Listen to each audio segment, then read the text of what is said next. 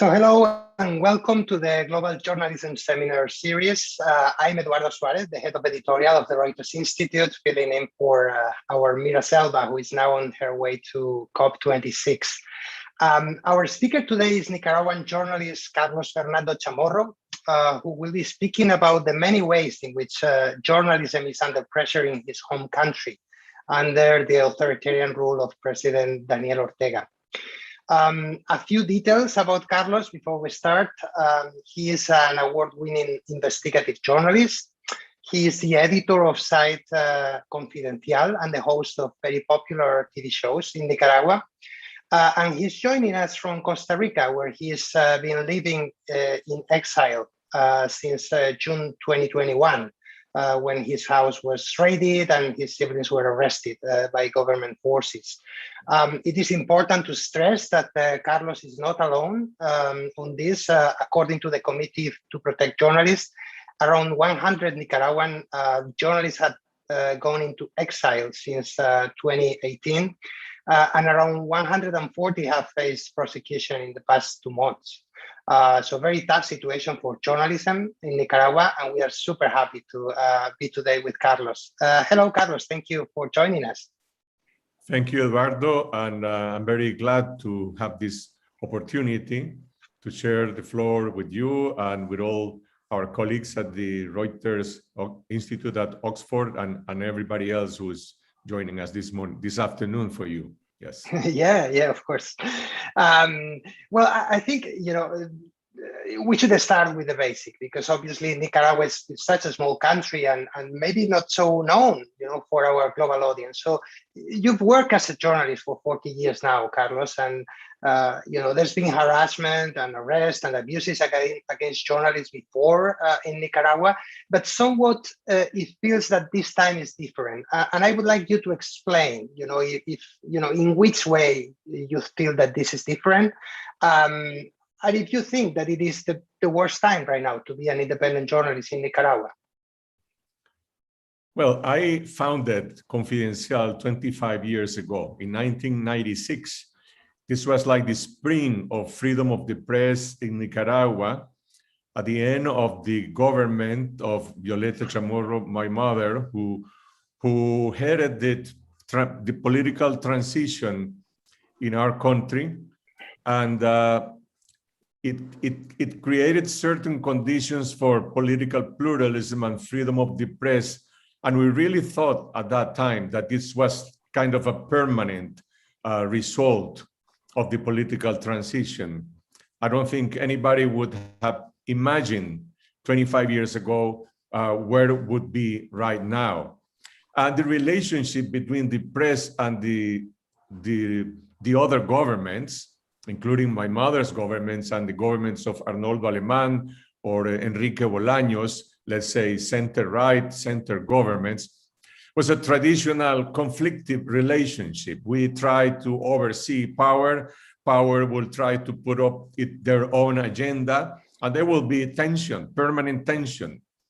The distinction when Daniel Ortega came to power in 2007 is that this is a government that declared the press as the enemy. And the enemy is not a question of competition about how to establish the agenda. The enemy had to be combated, had to be eliminated in a fight. And it was very tough from the very beginning. We came out putting a test to the Ortega government early in 2007, when we broke a story about corruption in the, cannot say the presidential palace, but in the party office, which is also Ortega's residence, where the presidency is, the three things together in the same place. And that's where the corruption links and influence trafficking was taking place. We put up a story with sources very strongly reported. And I thought, well, this is an opportunity for the president to show that he is against corruption and that this time there will not be censorship to the press. And I ended up being harassed. I was lynched by the official press. They accused me of drug trafficking. They accused me of several crimes. My sources were also persecuted. For me, there was a signal that this was a major change.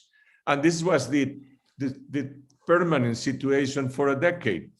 But we were allowed to do journalism. Our investigations had no consequences because this is an authoritarian government that in the first years in power assumed total control of all the instances of the state. I'm talking about the judicial system, about the district attorney, about Congress, about the police, about the army, about everything, not leaving out any window of autonomy. So even though journalism was allowed to investigate corruption or to present findings and results, nothing would happen. Nothing would happen because the state will not react, will not take any investigation. So people would say, well, but there's some tolerance in Nicaragua and they allow you to do journalism. In a way that was true, but I believe it was mostly because the government felt so strong and they had no opposition because either political parties had been outlawed or corrupted, or they had been divided, and they had built up an alliance. This is an authoritarian government that claims to be on the left, but they built an alliance with big corporate business for a decade. That gave Nicaragua an image of certain economic stability, but at the cost of democracy and transparency. But people would say, well, things are not good, but the economy, it's more or less going okay. They're allowing us to make investment. This will have an impact on certain social issues. So it doesn't matter if they're breaking the law. It doesn't matter if the president is breaking the constitutions. We were probably a very few group of journalists, civil society groups, overseeing power and all this accumulation of authoritarian rule. Everything changed unexpectedly in April 18, 2018. A group of people came out to protest against a pension reform. It was a normal protest, no more than 60, 70 people. They were repressed brutally like many other times in the past, but this time something happened differently. Probably the images of repression had a tremendous impact in the country. So the day after, April 19, April 20, April 21, you had that repression accelerated a massive national movement of protest. We call it a civic insurrection because it wasn't an armed movement. It was an explosion of protest, political protest that very rapidly focused on demanding elections.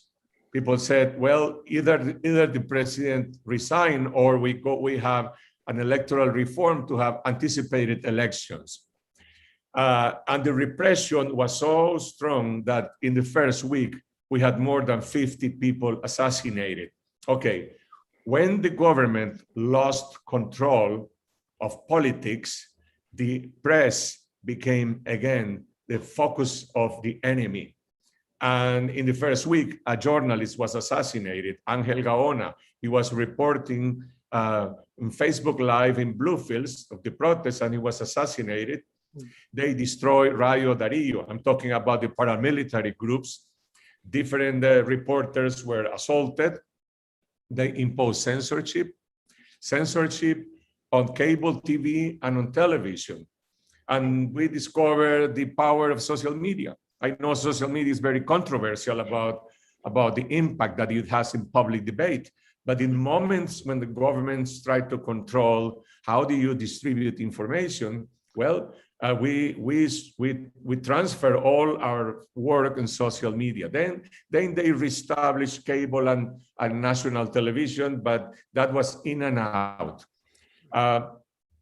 I was going to ask about that. Wait a minute. I was going to ask about that, Carlos, about the power of social media. And I was wondering if, what was the role of social media in that civic insurrection that you were talking about now and you were describing?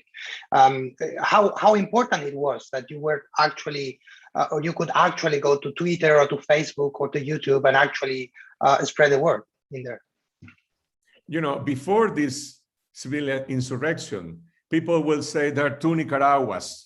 There's one real Nicaragua and there's the other one, the Facebook Nicaragua, but that's not the real one. Okay, when the people took the street by themselves, well, they used social media to expand their networks and their, their convocation, etc. And they used their cell phones to document what was going on in reality. We are a very small newsroom. We have never had the capacity to cover a national explosion without the amount of images and information that people put on the web. I'm talking about reports on repression and reports on resistance.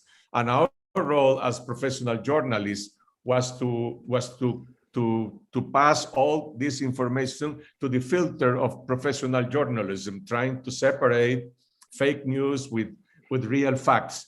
And it was very important. I would say we lived in a kind of non-concerted alliance between citizens and journalists. For the first time, there was this marriage between freedom of the press and freedom of expression. This was what happened between April and July 2018. If I go one moment to the present, I would say now both freedom of expression and freedom of the press have been suppressed by brutality and repression. But in those moments, the press became a focus of attacks, and then there was a brutal repression. I'm talking about a situation in which this mass movement took the street with massive demonstration, barricades, taking control of the university campus and barrios, and then the government launched a massive police and paramilitary operation of repression. So by the month of July, the whole movement had been either many people killed, in prison, probably more than 1,000, and more than 100,000 in exile. I didn't go to exile immediately in that moment because we still have the capacity to report. And then they imposed what we call a police state. A police state is a system in which, not because the state declared an emergency situation and they canceled certain constitutional rights, they just did it de facto. They just said, you cannot go out to the street because you are a promoter of a coup d'etat. And you journalists are promoting terrorism or hate or whatever. Therefore, they threat you. And that's the way in which it worked, de facto, not through any law. Now, in 2021, they have established laws to repress. But this was the situation in the year 2018. And just to finish with this initial presentation, in the month of December 2018, there was a new wave of repression. The government decided to organize a crackdown against civil society. They eliminated at least 8 or 9 non-governmental organizations, including the most important human rights organizations, CENID and others, and they assaulted 2 media outlets, my newsroom, Confidencial, and 100% Noticias, a cable channel. When they assaulted Confidencial, it happened at midnight. Nobody was there. They took control of the security guards, and the day after, they had robbed everything. I thought that was over, and it was just for one day. But the day after, they came back, the police, and they occupy our newsroom permanently. So we consider ourselves to be in danger, but more in danger when the next week they assaulted 100% Noticias, and they took to prison Miguel Mora and Lucia Pinedo. Wow, they stayed in prison 6 months, accused of promoting terrorism. that was the peak of repression, and I had to leave for exile, myself and another group of my fellow reporters in Confidencial, not everyone, but we left either in December 2018 or early 2019 to Costa Rica. So I reestablished our production of Confidencial, and esta semana they imposed censorship. They put us out from television. So we start reorganizing everything, distributing our content either on the internet fully or through YouTube, Facebook, and other media platform. And at the end of that year, 2019, I decided to come back to Nicaragua. And I said, okay, I'm coming back. I had no negotiation with anyone. I had no guarantee of anything, but I'm here to exercise my right, to recover my right. And I challenged the state and I said, well, you are occupying Confidencial newsroom. You have to leave, you have to give it out. I had judicial resources, but those judicial resources were never taken into account by the Supreme Court of Justice. They just said, well, we will decide sometime. And this was 2019. And now in 2021, which is a different kind of repression because this is on the verge of the November 7 election, I had to leave to exile again in early June because they assaulted for the second time Confidencial newsroom. Now they are also occupying La Prensa, the oldest media outlet in Nicaragua, more than 90 years.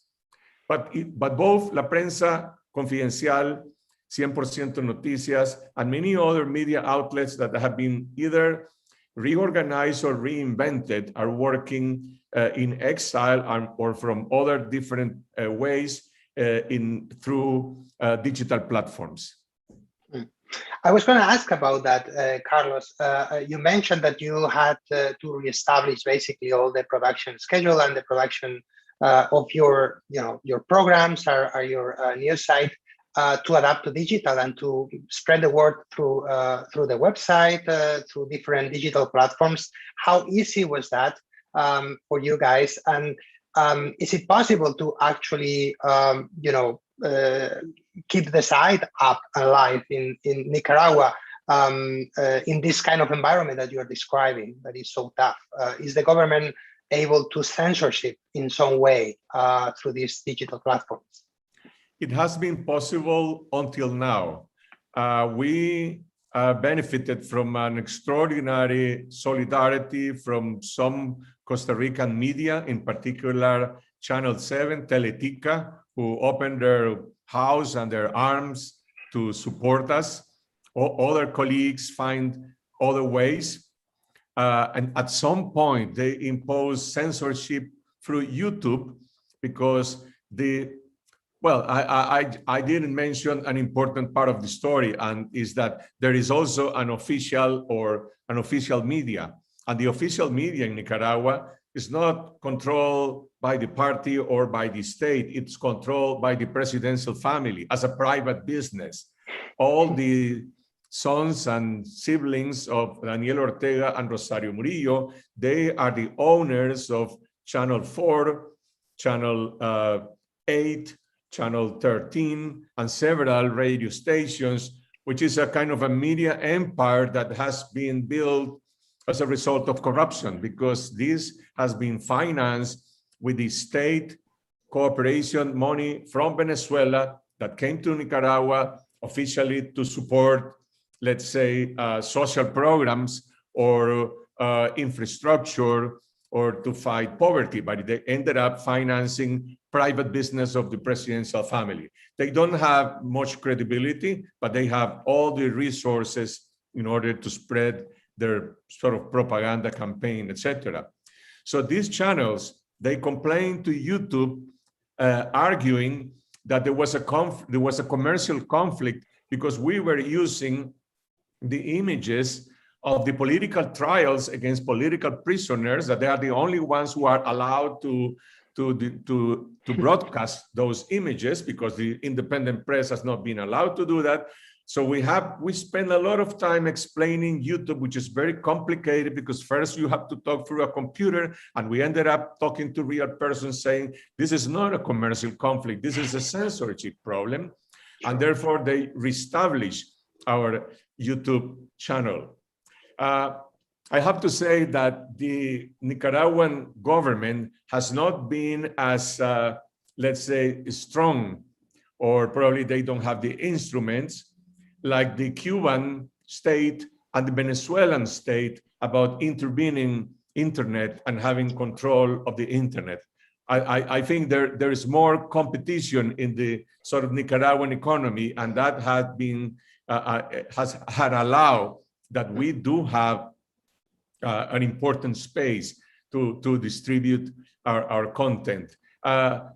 Actually, 2 days ago, Facebook announced for the first time the dismantling of what they call a troll farm established by the Nicaraguan government and the FSLN party, using the different false accounts and using several government offices in order to intervene and to distort public debate. They argue that there is a censorship problem for political reasons, and Facebook said, well, they're violating our norms about creating false content, etc., etc. That's one of the issues. But I would say there are several challenges about this way of working, and I like to talk about what we have done about fighting against censorship. Okay, one of them is what I mentioned before about using social media, but there's another one very important, and this is what I would say: collaborative journalism. There's no room for breaking news just for myself in this context when everybody is under threat. Reporters, both print or photographers, they have to work together in the street. They cannot go one by one because, you know, if you're alone, you're lost. They have to protect themselves. And in order to distribute our content, well, we created networks of collaboration, both in Nicaragua and outside Nicaragua, to distribute our content. There are several ways. And then also collaborative investigations, which is something that, well, you're joining forces in order to put together all our resources. That has been a very important point.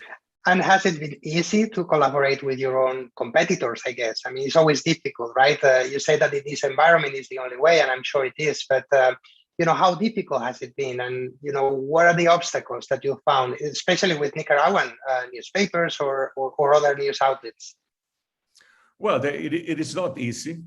It is not easy, and you know, at first everything's spontaneous. Then you have to establish rules because there are some media who are doing most of the work, and there are others probably who are just distributing the content.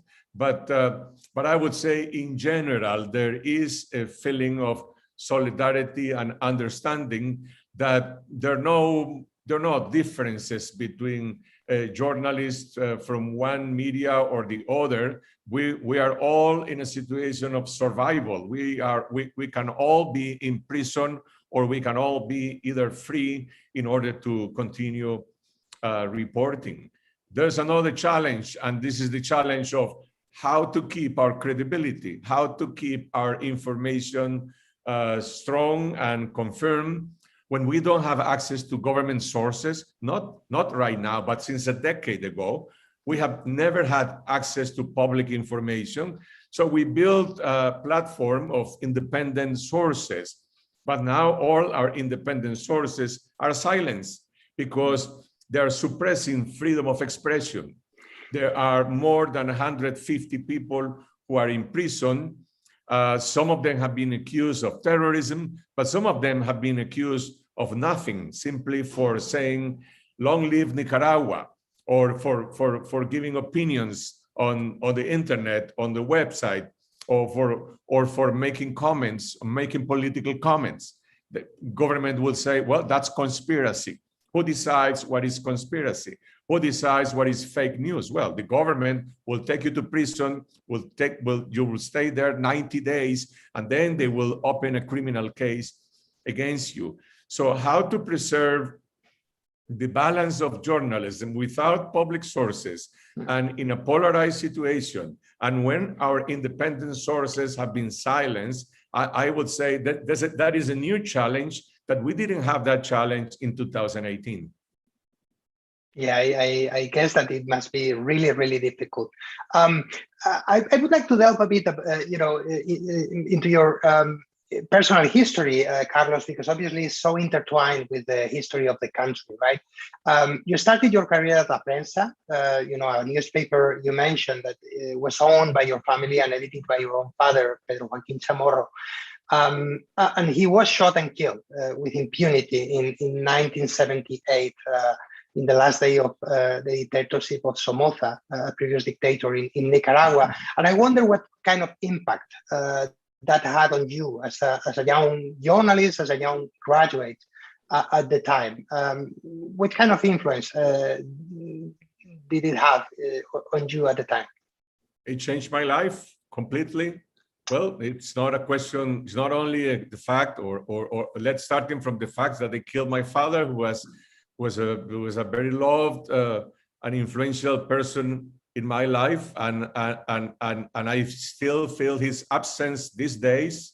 No matter how old I am, I'm missing my father's presence. But he also changed my life plans. I wasn't a journalist. I had just finished my bachelor as an economist, and I was planning to, I wanted to go to England to study development economics at Sussex. And I decided to become a journalist because I thought that that was important, well, to report, and I had the opportunity to work at La Prensa, but I also got involved in politics, and I got involved in, let's say, radical politics, because after the assassination of my father, Nicaragua exploded. It was something in a way similar to what happened in April, but the difference is that in 1978, 79, we were facing a long dictatorship, a long established dictatorship. It was the Somoza dictatorship. This was another time in the 70s in Latin America. And there had been a long fight in Nicaragua, both peacefully through elections that were completely farce. But there was also a guerrilla movement led by the Sandinista Front fighting the Somoza dictatorship. So I supported the national movement that was part of promoting the overthrow of the Somoza dictatorship through a national insurrection. But this was a different thing than what we are living these days. So I became a journalist, and I also became part of the Sandinista Front to fight against the Somoza dictatorship. And I had this double life as a journalist and also someone who was involved in, let's say, underground political activities. I participated in the final insurrection against Somoza. And when that all ended, I didn't go back to work at La Prensa. I went back to work. I started working with the FSLN in the creation of a new newspaper that was called Barricada. And I was the director of Barricada since sometime between 1980 until 1994. Barricada was a political party newspaper for the first long period until 1990, when it became more like a professional paper, always related with the Sandinista Front, but more autonomous than what it was in the 80s. So that's part of the consequences of having involved in politics and journalism at the same time. It is a complicated and difficult marriage. Well, it's not a question of saying, well, I would have never done that. I did it. That's part of my life. I will never do it again. In 1995, I left party politics and I focused totally for the rest of my life in independent journalism. I learned lessons, most of them bad, some of them good.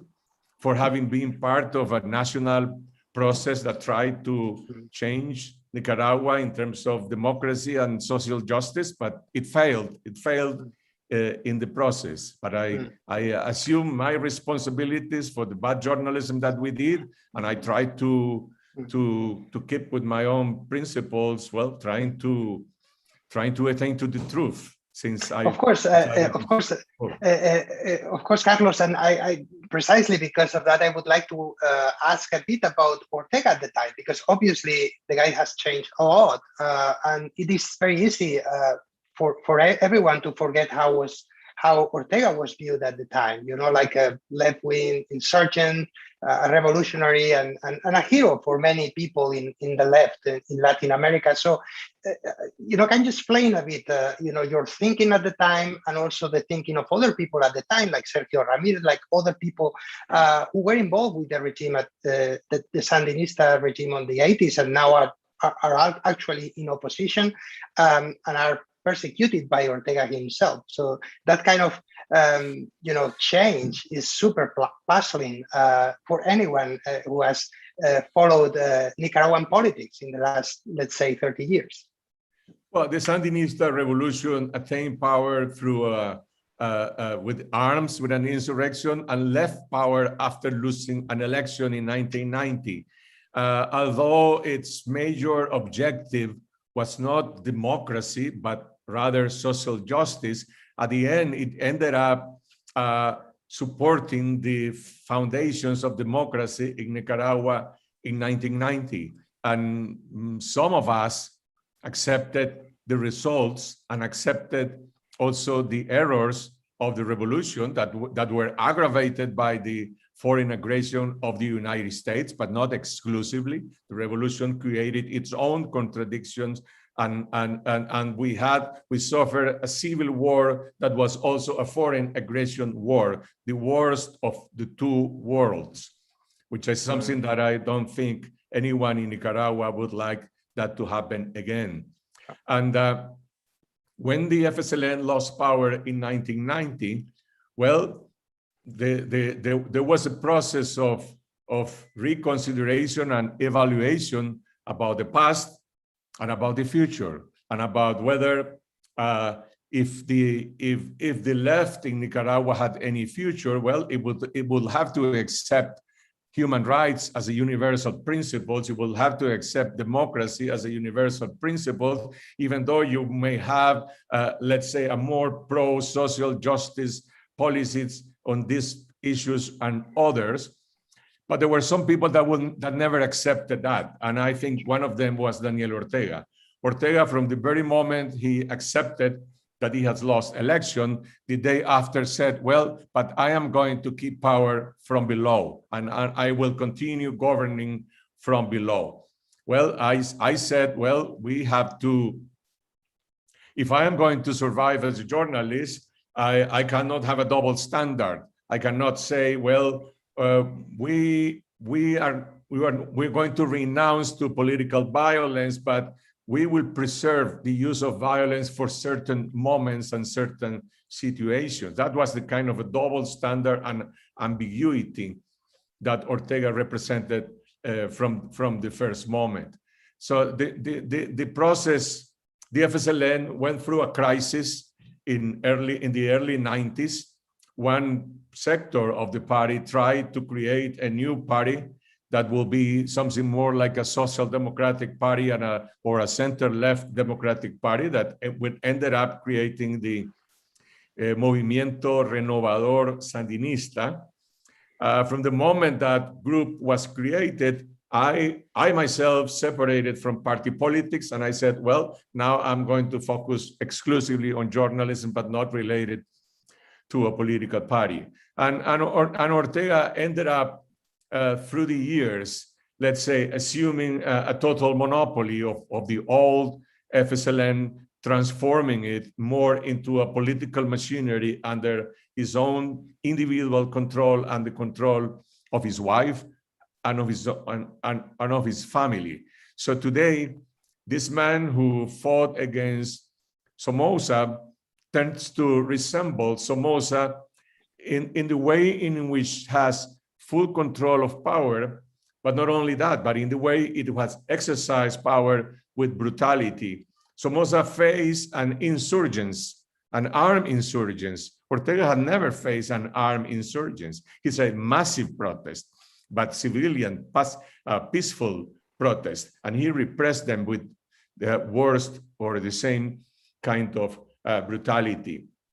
So I think at the end, it's a question of basic values and either probably, well, this individual is in power, and I don't think he will leave power unless he's forced to leave power as a result of a major national and international pressure. And he will do a lot of harm, a lot of pain. He will impose a lot of pain to the Nicaraguan people. There is also fanatism. There is also some kind of an ideological blindness that he claims that he is defending a revolution. What revolution? The revolution ended in 1990. Nicaragua started the process of democratic transition. His own policies are not revolutionary, are not socialist, they're just basic neoliberal policies. But the discourse, the political discourse, is that he is defending a revolution.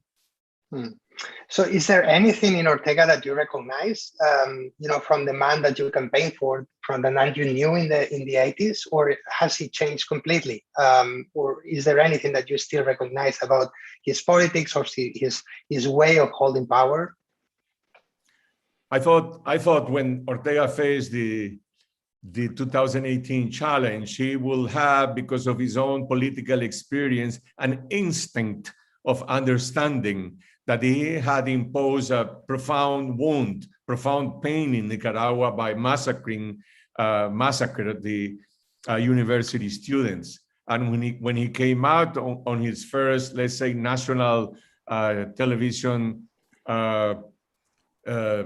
appearance, well, I thought, not because I believe in him, but because of his political instinct, that he will recognize reality, but he didn't. He just came out with this very hate, ideological, brutal speech, blaming the enemy. The enemy will be the conspirators. The enemy will be those who are U.S. support by the U.S. or whatever, and it's completely away from reality. In a minute, I'm going to introduce some of the questions of our fellows and of the audience, and I invite everyone to leave their own questions on the chat here in Zoom. But I would like to ask before Carlos about COVID and how important the pandemic has been in this political situation, because I read obviously about the Nicaraguan government hiding some of the deaths and some of the the exposure of the population to the pandemic. How important has the pandemic been as a factor in this political situation before the election on Sunday? It has been very important because there has been a humanitarian tragedy that have not been revealed by the government, only by the independent press and by independent medical doctors, and it has been important also for journalism, and it had a political impact on the weakening of the support of the government. I mentioned that I came back to Nicaragua at November 2019. So early in 2020, we faced the COVID pandemic. Well, the government made fun of COVID-19 and said, well, this is just like a sickness for the rich, for the white people and the rich. And they convoked to a national parade that was called something, Love in the Age of COVID-19, promoting contagious. And they deny the impact, and then they promote contagious. Officially, according to the Nicaraguan Minister of Health, only 220 individuals have died because of COVID-19 in Nicaragua. That will be a world miracle. But those statistics are not accepted by the World Health Organization because they're not trustable. And they have been taking into account the investigations of both independent medical doctors and independent media. The projections that we have worked together will give you a figure of more than 13,000 people that have died, which is the highest number in Central America, and it had a tremendous humanitarian impact. More than 200 health workers have died, and that's the kind of a situation. Actually, we've done a lot of reporting. We gain a lot of training working remote because of COVID-19 now to survive under this political persecution. But we did a lot of reporting on that, and there has been recognition by the international press and by several international organizations about the kind of truth reporting that the Nicaraguan press have done on COVID-19.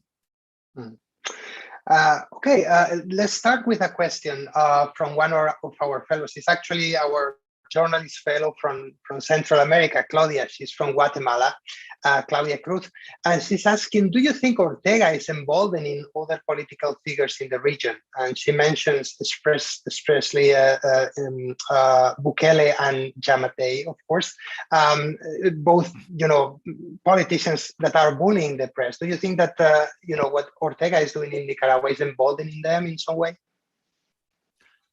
Well, I think every country has its own political balance about whether you will tolerate the emergence of a dictatorship or you won't see let's say, the signals that said you have to stop this process. What I could say is that nothing was inevitable in Nicaragua. It wasn't inevitable, the failure of political transition, and it wasn't inevitable for Ortega to become a dictator. There were different factors, there were different failures. My own understanding is that there is a shared failures. There was a failure of the political elites and the economic elites, and there was a failure also, let's say, of the democratic left that were incapable of putting limits to the power that Ortega ended up having. And I think this is the kind of lessons that other countries in Central America should have to follow, but according to their own countries. I can't say, I would say Ortega is an extreme case of dictatorship, authoritarianism, and totalitarianism. None of the other presidents in Central America, including Bukele and Yamatei, are so close to that sort of extreme. But you should see yourself in the mirror of Ortega and in the mirror of the failures of the Nicaraguan society. It's not just that Ortega is an evil man and he was that we were determined to have him for 14 years in power. There's a combination of many failures of the Nicaraguan political, institutional, and economic system. But yes, it is a signal of preoccupation, and I think that's one reason why we expect the Central American societies, the press, the civil societies, and the governments to support Nicaraguan people isolating Ortega. Ortega's example is bad for the whole region. It's a great point. I mean, nothing is inevitable. I think that's important to stress. We have a question from Emily, who is a journalist fellow with us here, and she's from Hong Kong. And she's asking, do you have a plan for what to do when or if the government shuts down social media? So what's your plan B if tomorrow suddenly, you can't actually operate on Facebook or on YouTube or any of those channels? Is this something that you've considered or discussed with your team? Yes, it's something that we consider. I would prefer not to talk about that on the record. We do have to have different plans for different situations, and we just hope to be able to have more protection where we are and how we are working, and trying to strengthen the alliance of the press with readers and audiences. At the end, there is no other protection than maintaining the seed of your credibility with our audiences. And we are investing a lot of what we can to strengthen this kind of relationship. At the end, well, there is social media, there might be other platforms, there might be other ways of distributing content, but the most important thing is to preserve credibility with our audiences. Yeah, well said. A question from Monica Cole. She's a journalist fellow with us. She's from the US, and she's actually studying feminism in Latin American newsrooms. And she's asking a bit about that. So what role, she said, has gender dynamics played since repression started in 2018? So how important, women's fights basically were for that kind of civic insurrection that you were describing, and also how were female journalists targeted, if they were? Well, I think we should look first at the youth movement, at the university student movement that exploded in 2018. Before that, people would say in Nicaragua that the youth generation was more this kind of a so-called Facebook culture, and that they were more thinking about other things rather than with the problems of the country. And we had an uprising in the, let's say, state universities that were controlled by the government in the past. And many women were part of that leadership. Many women are still part of that leadership, and many women are now in exile as part of that leadership. And we see women in all the different, let's say, components of civil society, in the human rights movement, in journalism. Well, in my newsroom, we have probably an equal balance of women and men. And it's not something that we did, let's say, yeah, we do have a policy, but it's not something that we did because of a result of counting. It's just a result of the presence of professional women, professional journalists in women, or women professional journalists. And I would say in different aspects of our society. And you see it again in the political prisoners. We have Violeta Granera, is a woman who might be in her 70s, and had been a political activist all her life. She's in prison. You have also Dora Maria Telles, as a former Sandinista guerrilla fighter against Somoza. But you also have people from a younger generation like Tamara Dávila or Suyen Barahona or Ana Margarita Vigil, who are in prison because they have been, let's say, very important political activists. And what I can say is that that Ortega, I almost said Somoza, Ortega has had this kind of drive to punish and try to break these young women in prison. They are in solitary confinement. This is the case of Ana Margarita Vigil and Dora Maria Telles and Tamara Dávila and others. And there's a human rights defender, Maria Oviedo, a lawyer. She's in prison. And others. Well, my own sister Cristiana, he's under house arrest. She was an aspiring presidential candidate. So there has been, I would say, an important presence of women. Although in our country, we have a so-called co-president, as Ortega said, that is his wife, Rosario Murillo, who shares power with him, but her policies, if you analyze Nicaragua according to some UN indicators, the government claims that we are at the level of Finland and the Nordic countries in terms of gender participation in public life and in politics. But these women have no power, have no real power, have no autonomy at all. They're simply there because they are creating this facade of women participation. The real participation of women have been on the other side, and I think people feel very, very conscious that this is part of the political change that Nicaragua needs. And we are nearing the end of the conversation, Carlos, and we have several questions of people actually asking what they can do to help. As journalists, what can foreign journalists actually do to help you and your team and all the Nicaraguan journalists trying to do their jobs right now, but also normal people. I mean, people who may be worried about human rights in Central America. What would be your advice or your ask? I mean, it's your moment. Well, my first call for colleagues will be try to cover Nicaragua, try to gain more attention to what is going on. Let's not accept the normalization of violence. We're going to have an electoral force on November the 7th. Everybody is asking questions about that. People are coming late to the story. They don't know that all the political candidates of the opposition are in prison and that we're going to have a one-party election.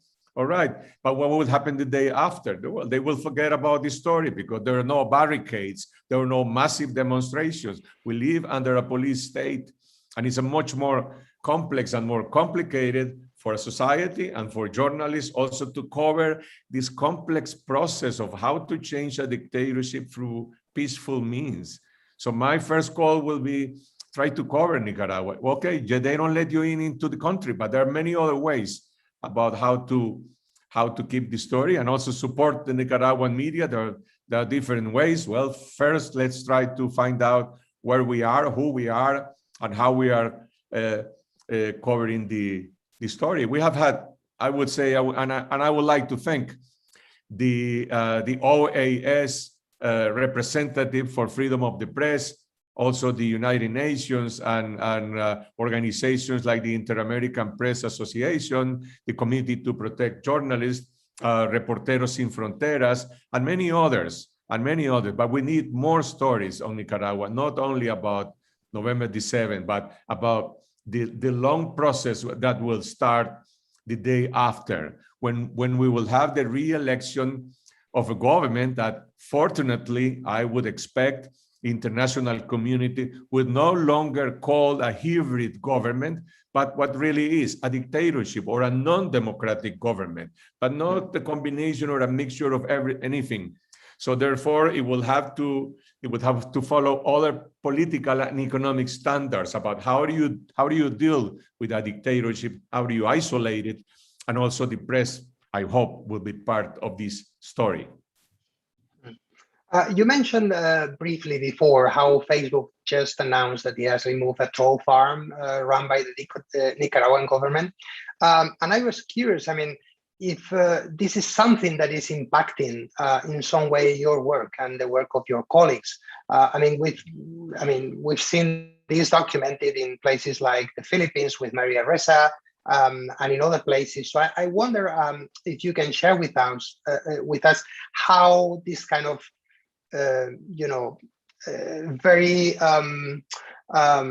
very difficult online environment is impacting on your work. People insulting you or harassing you online, or one of your colleagues. Yes, yes, and people are very aware about harassing, and journalists too. To tell you the truth, I think there are other threats that I consider to be much more dangerous, and those other threats are the real threats of police vigilance and pressure and accusations and more direct repression. I think there are ways to fight fake news and these trolls, machineries, etc. And again, I concentrate on our credibility and try to respond with more journalism and best journalism. That's the only way. Now, we do have to protect our integrity, our safety. That's why I'm here in Costa Rica and some of my colleagues. The impact that this will have on the, let's say, the state machinery, we still don't know. It's very new. Actually, we're going to debate about that in our show tonight with some experts about what is the impact. Yes. Almost the final question from Jean-Paul Marteau, who is a columnist for Le Soir in Belgium. He asks if you think there are any pressure points that the international community could use to actually bring a democratic transition to Nicaragua. And it's a question that I'm sure that some people in our audience are also asking themselves, what can, let's say, the European Union or the US or any other Western democracies do about what's happening over there? Well, that's a question for another panel. I hope the international community, well, in a couple of hours in the United States Congress, they will approve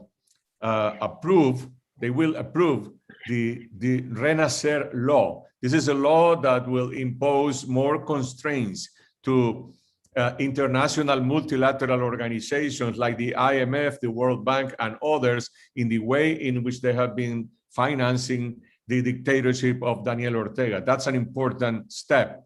We expect the European Unions to do something similar, and we expect the Latin American nations under the Organization of American States on November 9 or the 10, when the foreign minister will get together to make a statement about whether they will recognize or not the results of the Nicaraguan elections. I think there is the necessity, first, of a political statement about the result of this electoral farce, and secondly, about several actions that could take place. But at the end, the solution is in Managua. It's not in Washington, in Brussels, or in London. So whatever the international community will do, I just hope that it will have an impact on weakening the police state in Nicaragua. Nicaraguan people need to recover their right for freedom of reunion, freedom of mobilization, freedom of the press, freedom of expression, and later on, an electoral reform to recover the right to elect and to have elections. But all these international pressures have that focus, how to impact on the police state that had to be suspended. Is that possible with Daniel Ortega and Rosario Murillo? Probably not.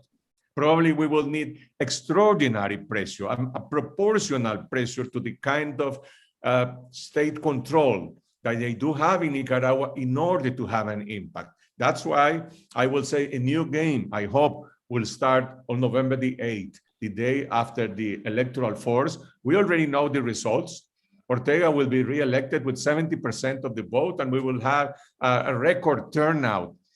In reality, we will have a massive abstention, and people will stay at home protesting, but those will be the official results. I am certain that the international community as a whole is really basically saying these are not real elections. This is something different. Therefore, we have to deal with the results in a different way.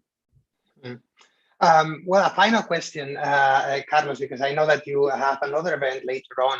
And it's by Bianca Jagger, no less, who is following the seminar. And she's asking, something again that many of us may be asking. You touched a bit on this in your previous answer, but what's going to happen after the election? We have this mock election where, as you say, it's just Ortega and a few others on the ballot, but many opposition leaders are in jail or under house arrest or even in exile. So what should be the way forward? I mean, because, Bianca says in her question, I'm sure that Daniel Ortega is going to offer a dialogue of some sort after the farsa. But what's going to happen afterwards? What should be the way forward for the opposition and also for the free press in Nicaragua? Thank you, Bianca. This is something that we will be talking in the next days. I could only say that what will happen is that we will have an aggravation of the crisis. In which forms will it take? I don't know. It's difficult to predict. Again, today is the Renacer law will be approved. Probably we will have a retaliation by Ortega tomorrow. Maybe we could have more people in prison. I don't know what he's going to do. But we will have process of escalation. I don't really foresee that there will be some kind of a national dialogue. Probably he will try to find individual support from different groups in the business community. But I don't think there are conditions in Nicaragua for this government to call for a national dialogue that will have any kind of credibility. So I would expect more national and international pressure to recover the political initiative and not let Ortega basically managing the situation as nothing has happened, imposing this normality of violence and the state of and the police state. Well, thank you so much, Carlos. It's been a pleasure to share, what's happening in Nicaragua with you, and we wish you luck. We wish you the best for the next few months, and we wish the best for independent journalism in Nicaragua and in the region, and hopefully it will be better next time that we talk. Thank you very much, Eduardo, and to everybody that has been following us. Just remember, we are at confidencial.com.ni. Thank you very much, and I'll see you around. Well, and to the rest of you, just remind that next week we will be back at our usual time at 1 p.m. UK time. And the speaker will be Laji Poiva Cheryl Jackson, our former fellow. She is the founder of the Pacific Environment Weekly. And obviously, as we are now at COP26, we will be talking about reporting climate change. In this case, about reporting climate change from the Pacific Islands. It's been a pleasure to be with you today. Mira Selva will be back with us all next week. And thank you for joining us. See you next week.